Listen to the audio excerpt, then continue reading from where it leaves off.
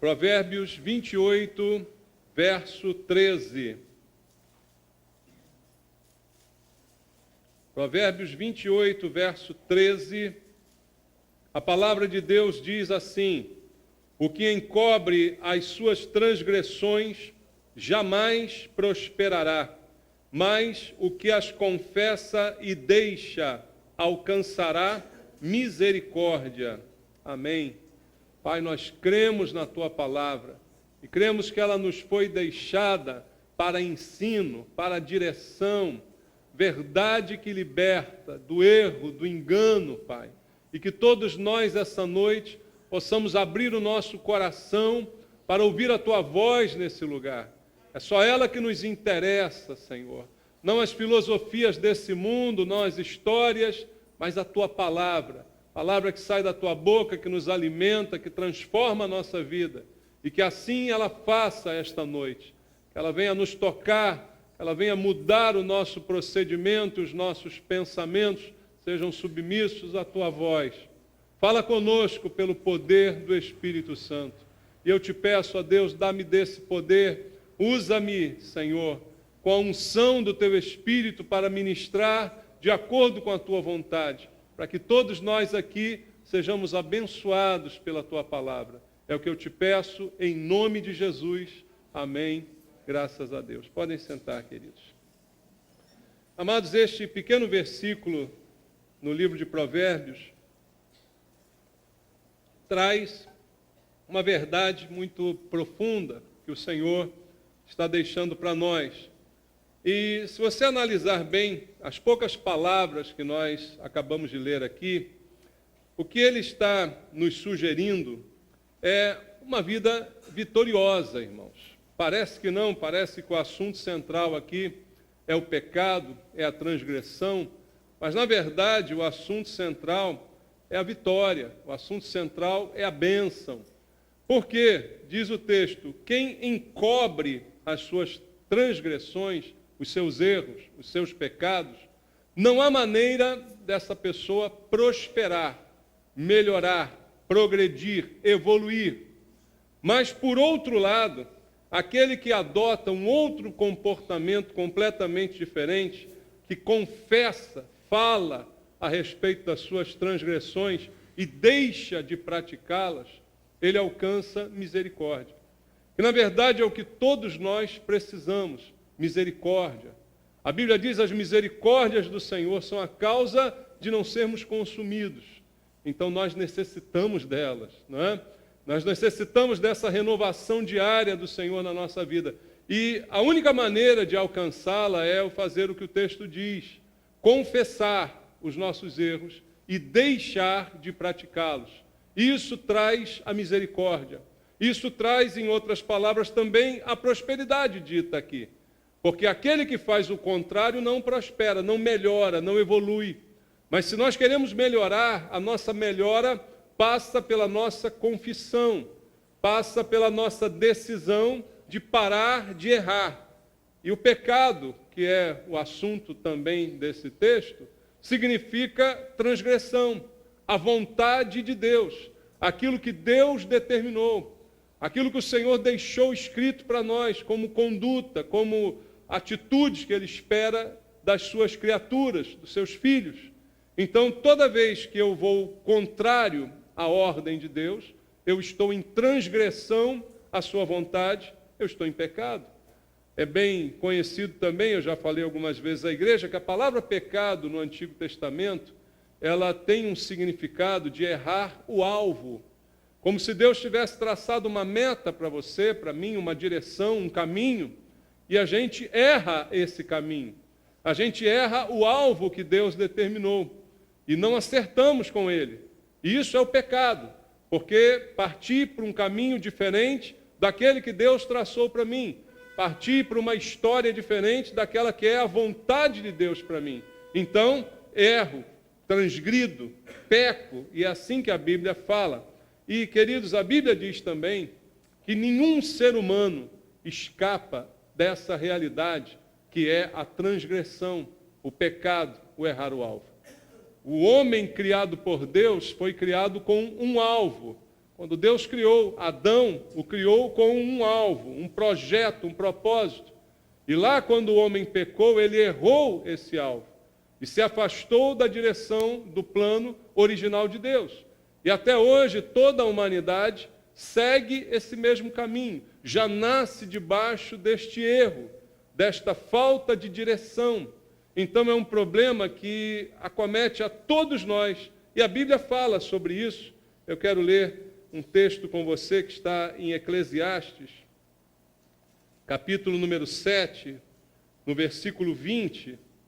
Veja só como está escrito na palavra de Deus, em Eclesiastes, capítulo 7, verso 20. Não há homem justo sobre a terra que faça o bem e que não peque.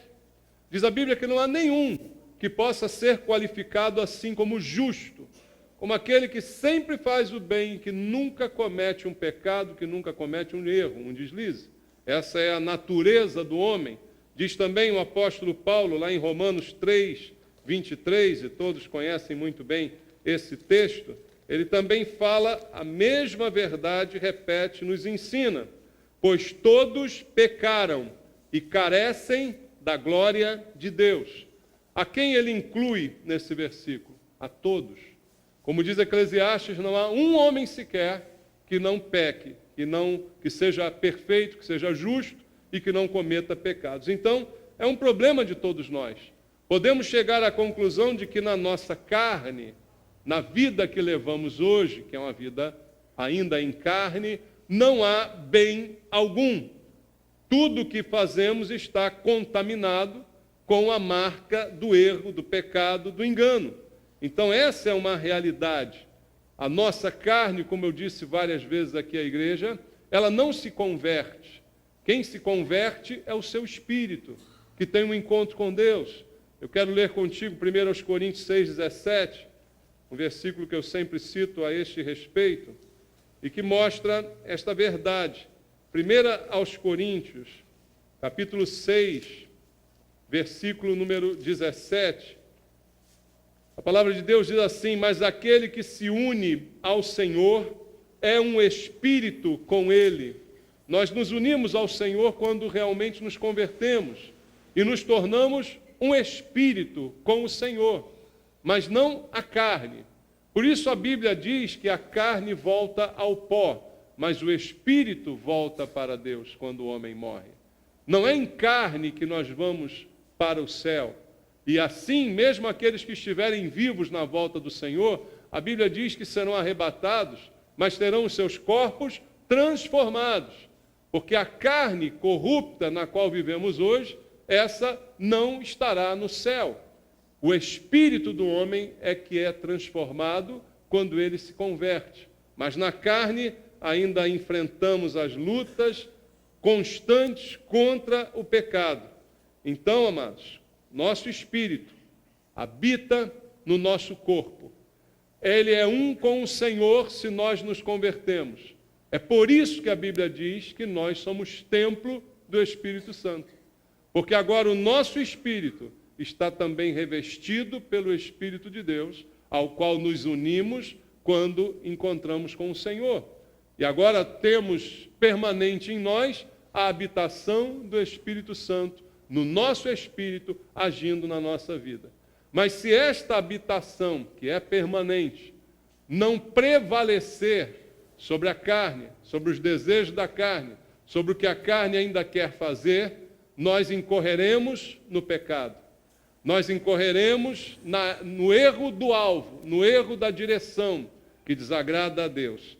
E a única solução para o pecado é o que diz o versículo que nós lemos aqui inicialmente: confessar e deixar de praticar. Admitir ao confessar e parar com essa sequência que certamente desagrada a Deus. Então, queridos, se é o pecado uma realidade de todos aqui, não vou nem perguntar se tem alguém aqui que não peca, porque não é possível. A Bíblia acabou de dizer que todos estão nessa mesma situação. Mas o que nos vai diferenciar é como nós reagimos ao pecado. Como é que nós enfrentamos o fato de errarmos o alvo de vez em quando?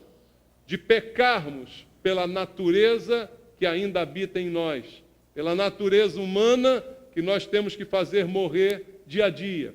O que vai nos diferenciar não é o fato de pecarmos ou não pecarmos, porque isso nos iguala a todos. Todos pecaram.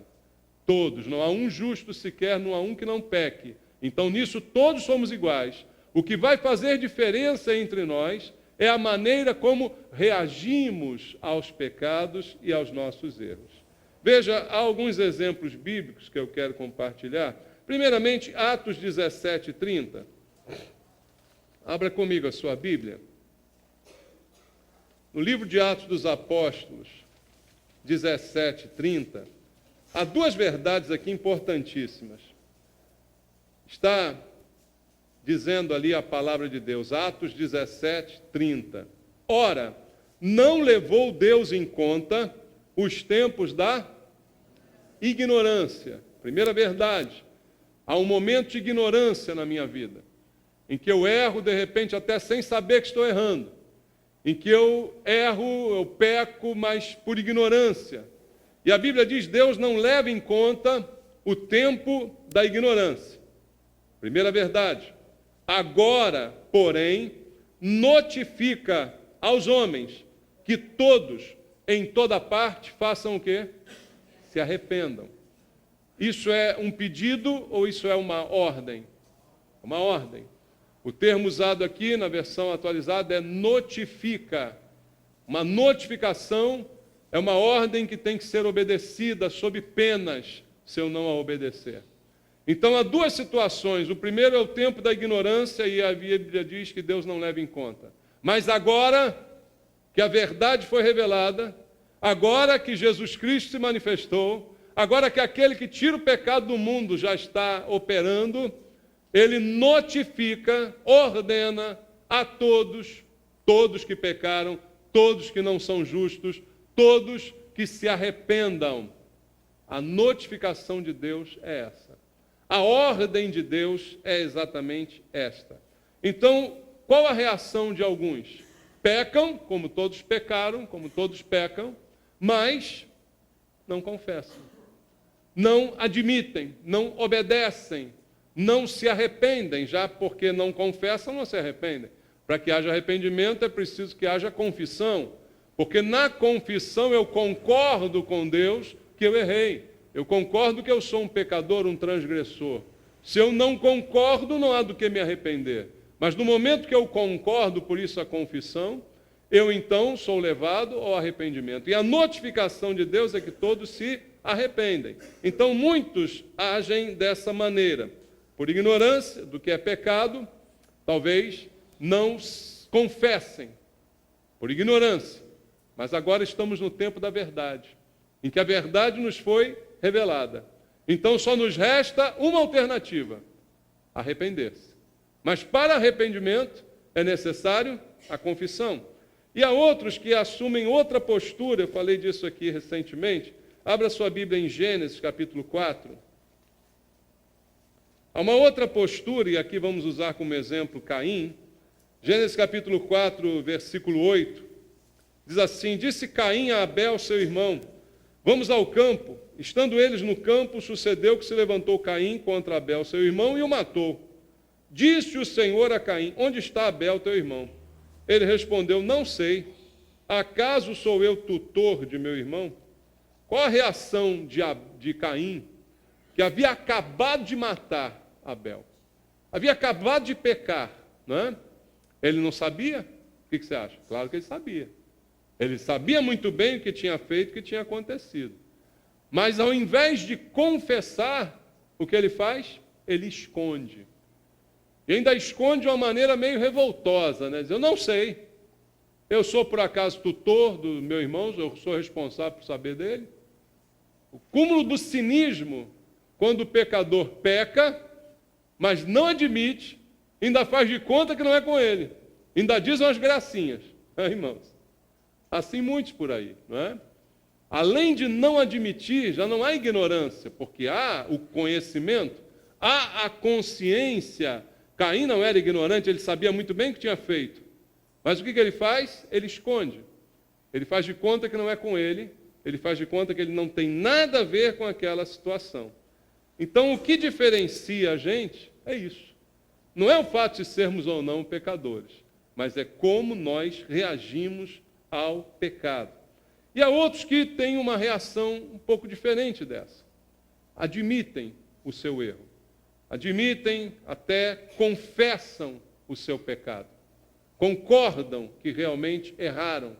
Concordam que realmente transgrediram e fazem isso, mas não deixam o seu pecado. Lembra do versículo original que lemos? Aquele que confessa e deixa alcançará a misericórdia. A confissão é parte do processo, mas não é todo o processo. A admissão é algo bom, mas não resolve, né, completamente o problema. Admitir já é o primeiro passo necessário, mas logo em seguida vem deixar de fazer, deixar aquela motivação, deixar aquele princípio que o levou a pecar. Então há muita gente que até confessa, mas não deixa o pecado. E por que isso acontece? Muitos fazem isso por falta de determinação nas suas vidas. Admitem o pecado, mas ao mesmo tempo chamam de fraqueza. É uma fraqueza. Como a gente tem visto no curso de hombridade, é um problema. A gente tem a tendência de chamar pecado de problema. A gente está psicologizando a fé cristã, né?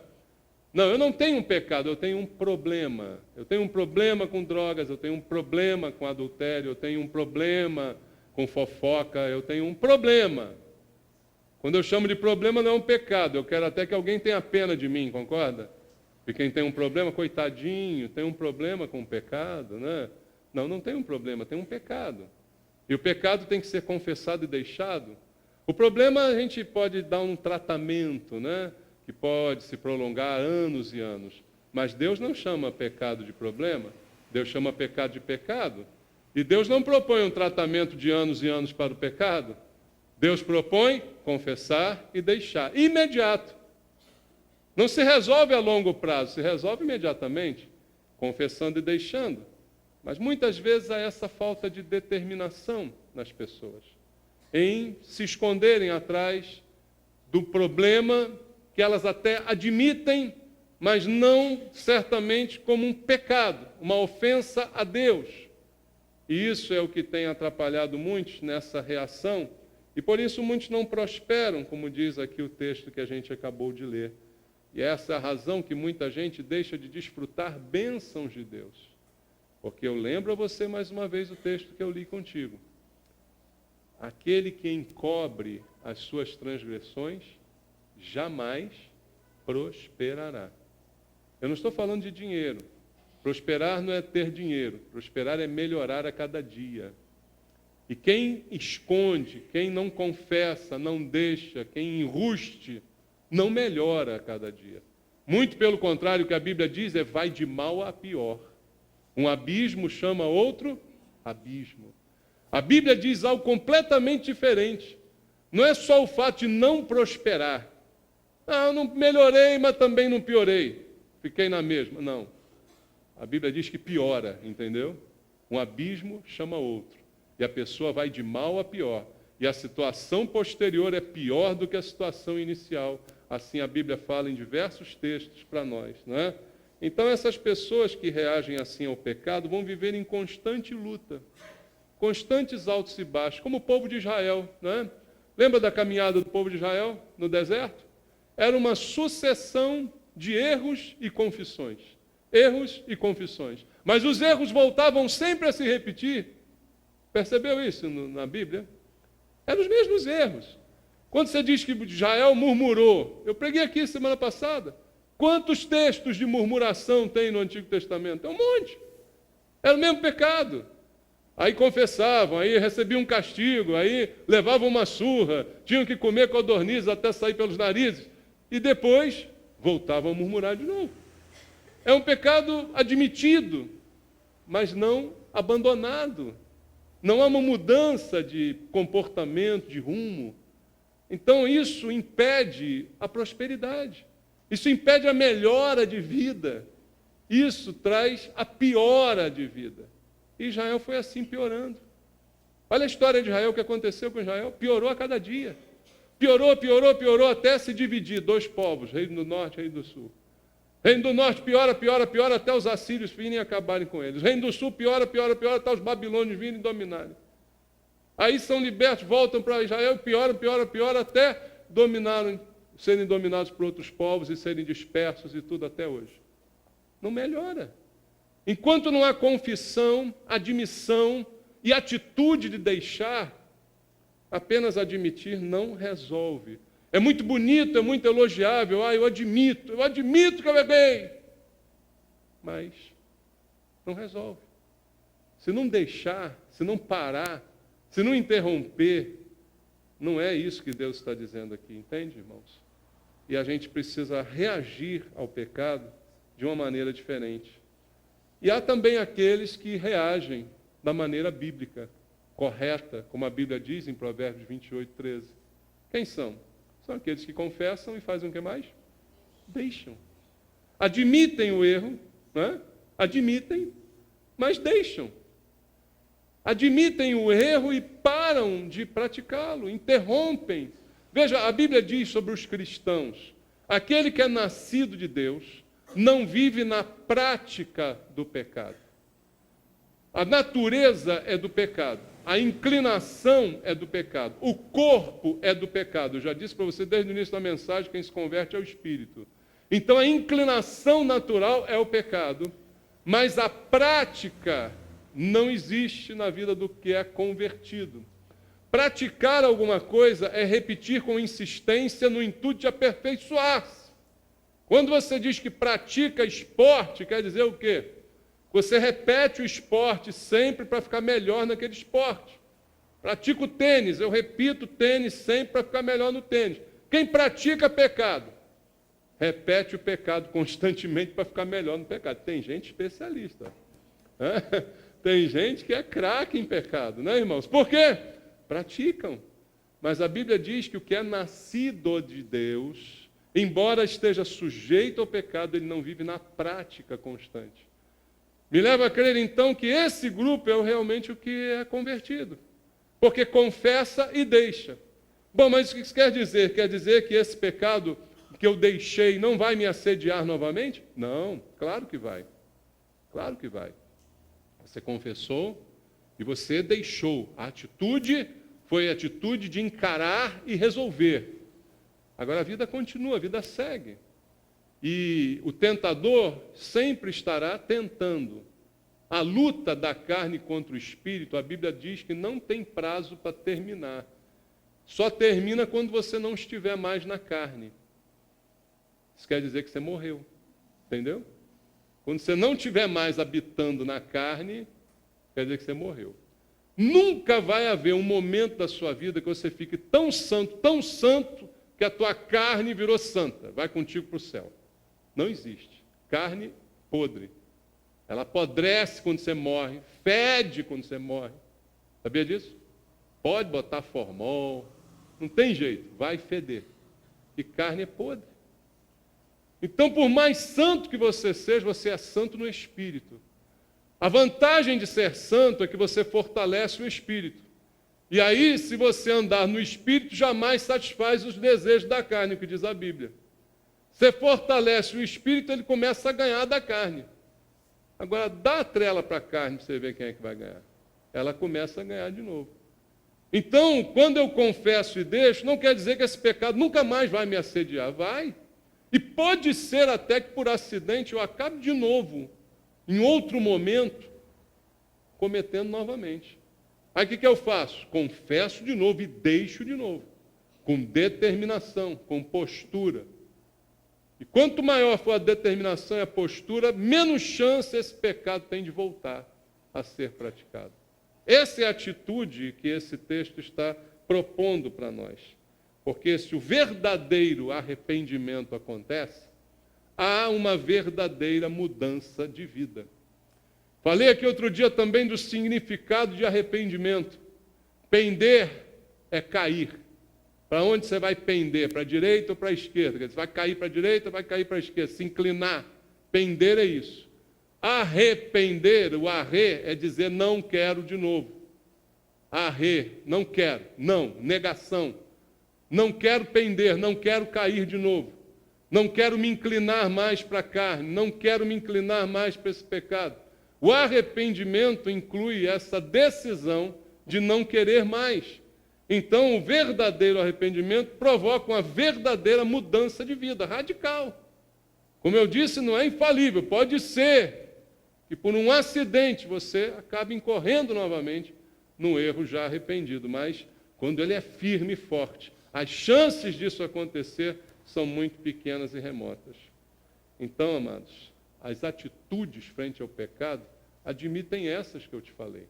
O que nos diferencia é a nossa reação diante dele. E aí uma coisa fica bem clara também na Bíblia.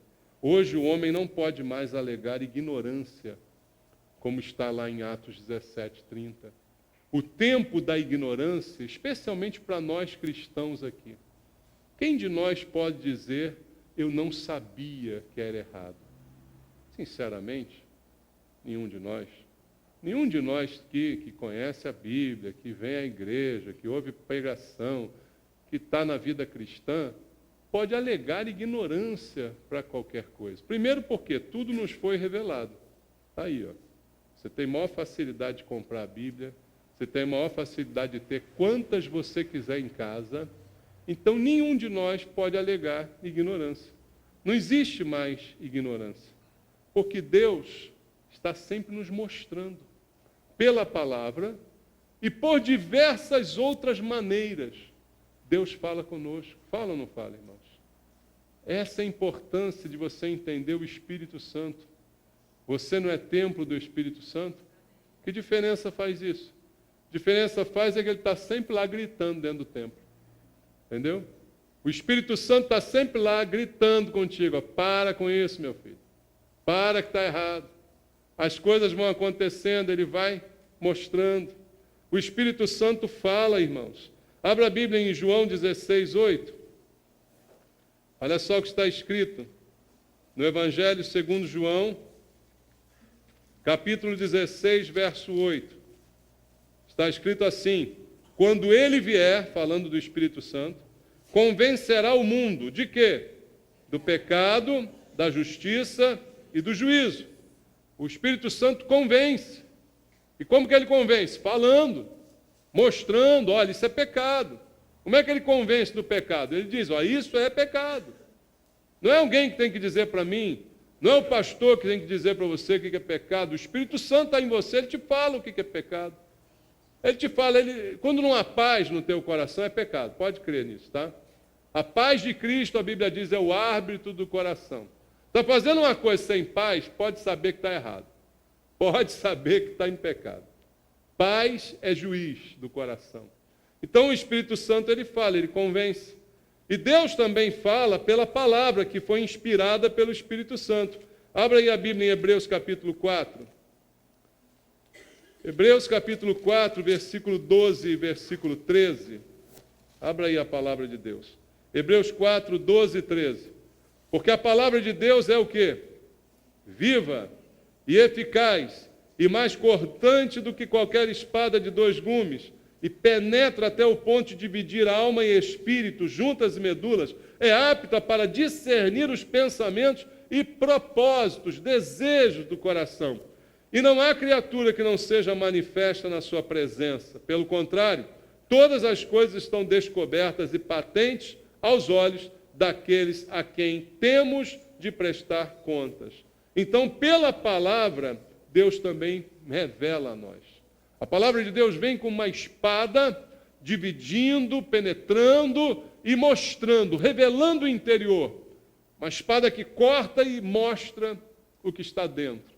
Então, nós não podemos alegar ignorância, porque temos o Espírito Santo, temos a palavra, somos desnudados pela palavra, ela mostra o nosso interior, não há como alegar ignorância. E também a Bíblia diz que Deus fala pelos profetas, irmãos, pela pregação.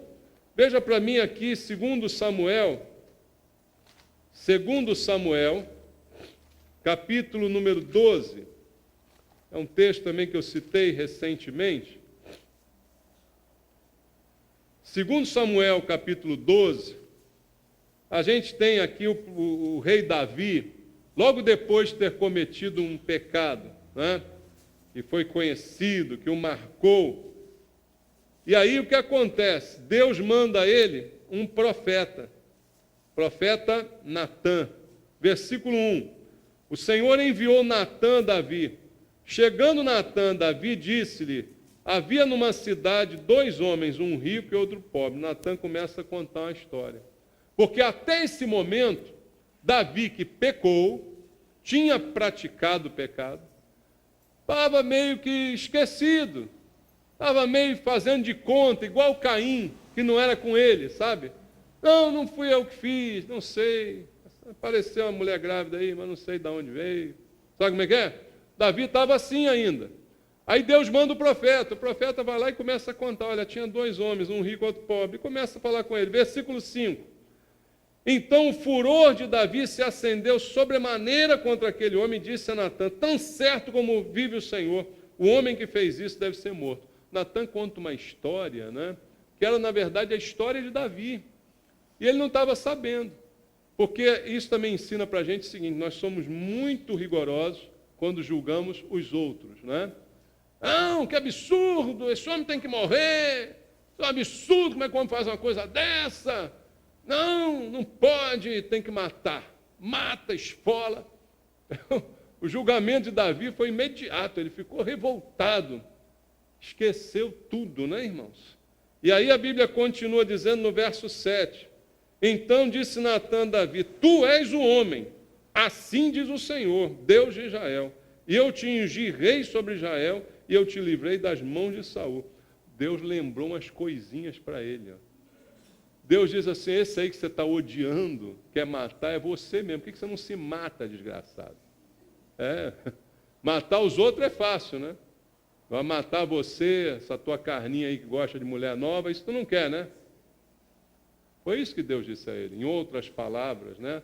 Na versão atualizada do pastor Maurício, foi isso que Deus disse a ele. Ainda lembrou para ele: olha, eu te ungi, te livrei de Saul. Está esquecido, meu filho? Esqueceu de tanto bem que você recebeu, que agora achou que pode sair por aí pegando todo mundo? Mas esse que você decretou a sentença de morte é você. Então Deus falou pelo profeta. A palavra chegou e eu acho que Davi não deve ter gostado nada daquilo. Na hora deve ter sido um choque. Mas diz o verso 13 assim: então disse Davi a Natã: pequei contra o Senhor. Disse Natã a Davi: também o Senhor te perdoou o teu pecado, não morrerás. Deus falou pelo profeta, ele engoliu em seco e admitiu: pequei. E não só admitiu, mas a história mostra que ele decidiu não pecar de novo. Ele decidiu deixar esse pecado. Ele decidiu mudar a história da sua vida. Por isso, a história foi melhor com Davi depois desse episódio. Mas Deus falou. Ninguém vai ficar na ignorância muito tempo, Deus fala. E Deus fala pessoalmente, às vezes, irmãos. Nesse caso, mandou o profeta. Mas você pode ter experiência de Deus falando contigo pelo Espírito, mostrando para você: olha, você está errado, você não pode fazer isso. Você não é para isso, eu não te chamei para isso. Alguns exemplos em que Deus falou diretamente. Você lembra da conversão de Isaías? A conversão de Isaías, Deus fala direto com ele, é um chamado, né? Que beleza, está me chamando. Mas Isaías diz: eu tenho um problema. Não é um problema, é um pecado. Eu falo palavrão, Senhor. Eu sou um homem de lábios impuros e habito no meio de um povo de impuros lábios. Ah, é, meu filho? Eu tenho a solução para você. Uma brasa viva sai do altar de Deus, levada por um anjo no Atenais, e queima aquela boquinha. Nunca mais falará um palavrão. Agora você vai falar a palavra de Deus. Amém? Tem um pecado ou tem um problema? É um pecado. Confessa a Deus o teu pecado. E Ele te ajuda. A solução pode queimar a sua boquinha, mas é melhor boquinha queimada do que boquinha dizendo palavrão. Cadê o amém? Tá bom? Tá bom? Né, irmãos? É assim que acontece. Deus fala. Você lembra de Paulo? A conversão de Paulo, como é que foi? Paulo estava lá babando para cima dos crentes, querendo matar todo mundo, entrando na igreja de cavalo, arrebentando, pendendo, chicoteando todo mundo. E aí Deus dá uma derrubadinha nele no cavalo, né? Aquele petelecozinho de leve de Deus, assim, né? Que Paulo cai lá. E para cair melhor, ainda cai cego, para ficar mais legal, né? Às vezes alguém tem que levar uns petelecos, cair cego no chão, para ouvir a voz de Deus. Aí Deus falou com ele, aí ele agora acredita em Deus, agora mudou, transformou, mas deixou o seu pecado. Admitiu quem ele era, admitiu a sua pecabilidade, admitiu que a religião dele não valia de nada e admitiu que ele precisava de Deus. E aí Deus mudou e transformou a vida dele.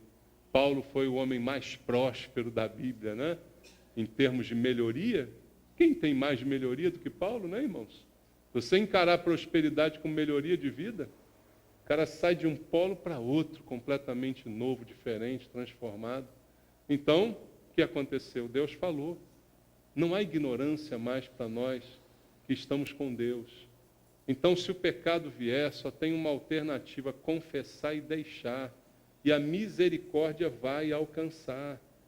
Porque senão, irmãos, veja, como eu disse aqui também semana passada, eu não quero botar medo em ninguém, né? Porque nós vimos aqui na mensagem que medo não salva. Ninguém é salvo por medo do inferno. Mas uma coisa é real e a gente tem que saber. Se o pecado não for confessado e deixado, as consequências serão terríveis. Não há como ser diferente, não há como você pecar e querer receber bênção. Não há como plantar abacate e querer colher batata. Não funciona. De Deus não se zomba, o que o homem semear, ele ceifará. A mesma semente é que produz o mesmo fruto que você vai colher. Então, a realidade, ela precisa ser encarada. O pecado não confessado, escondido, encoberto, faz de conta que não é comigo, finge que não sou eu, não sei, não vai gerar nada de bom. Muito pelo contrário, ele vai produzir o processo que a Bíblia chama de cauterização da consciência. O que é cauterização? É queimar alguma coisa com fogo para estancar, né? Você tem uma hemorragia lá que não cessa, o cara vai lá, pronto, queimou, cessa aquilo ali. Cauterizou, para de circular. Cauterizar a consciência é algo que a Bíblia fala a respeito do pecado. Se ele não é confessado, não é tratado, não é deixado, é fingido, é escondido, é desconversado, a consciência ela se cauteriza. Então a consciência já não é mais vascularizada, ela não é mais alimentada, ela fica estagnada, ela apodrece. E aí o pior estado do ser humano é pecar e não ter nem a consciência, nem se incomodar com aquilo, né? E aí é a corrente do mal, o abismo chamando o outro, um pecado chamando o outro, e um vai sucedendo o outro, porque a consciência está completamente cauterizada. E o que vai acontecer, segundo Provérbios 28:13, não terá prosperidade. Não vai melhorar, só vai piorar. É essa a consequência. O que mais diz a Bíblia? Salmo 107:17, vamos ler. Salmo número 107, versículo 17. Diz assim: os estultos, por causa do seu caminho de transgressão e por causa das suas iniquidades, o que vai acontecer com eles? Serão o que, irmãos? Afligidos. Esse pecado traz aflição. O pecado, no momento em que está sendo cometido, pode até ser prazeroso, mas o resultado dele é aflição. Não é bênção, não é melhoria.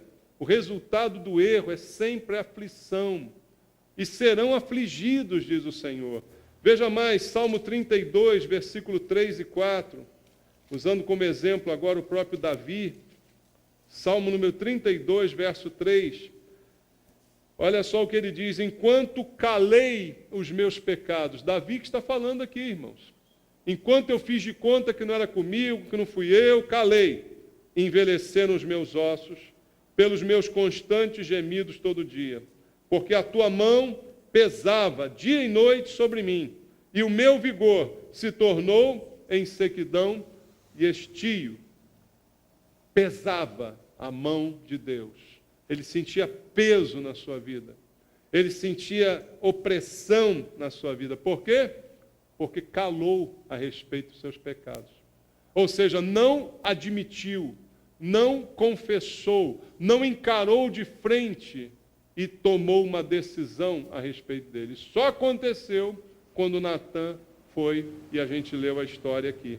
Aí o que ele aconteceu? Enfermidade. Ele se sentia aqui, irmãos, a descrição que ele dá aqui é como se fosse uma enfermidade. Olha, o meu vigor se tornou em sequidão. Eu gemia noite e dia. Isso é pior que zika. Pior que dengue, chikungunya, tudo junto, entendeu?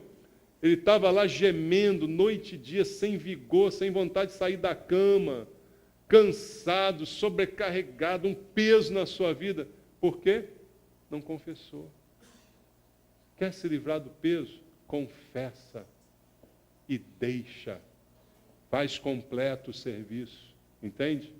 Admite, reconhece, fala, bota para fora, mas deixa, interrompe, muda o comportamento, muda radicalmente de vida.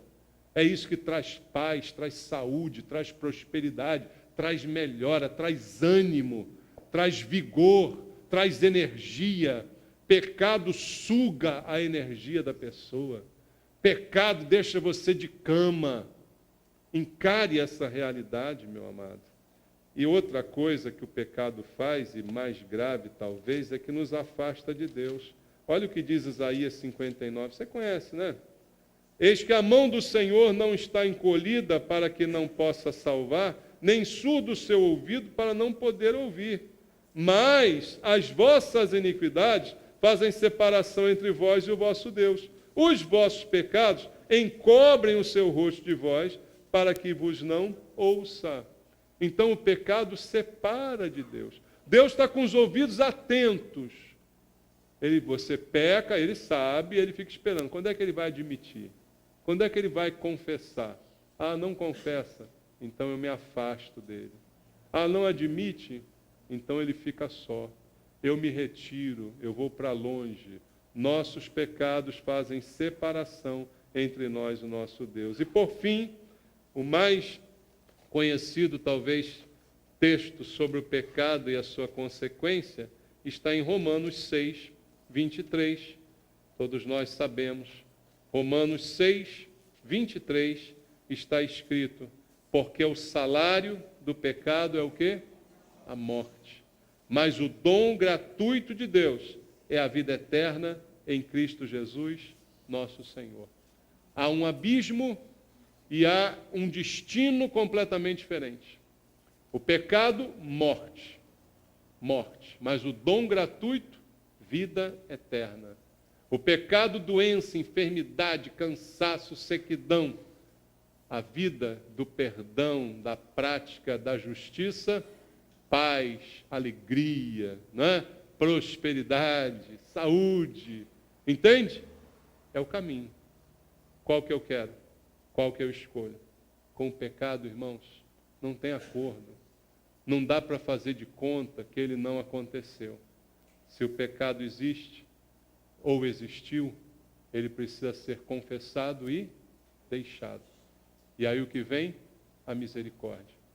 A misericórdia que acalma, a misericórdia que fortalece a nossa vida, que traz alegria.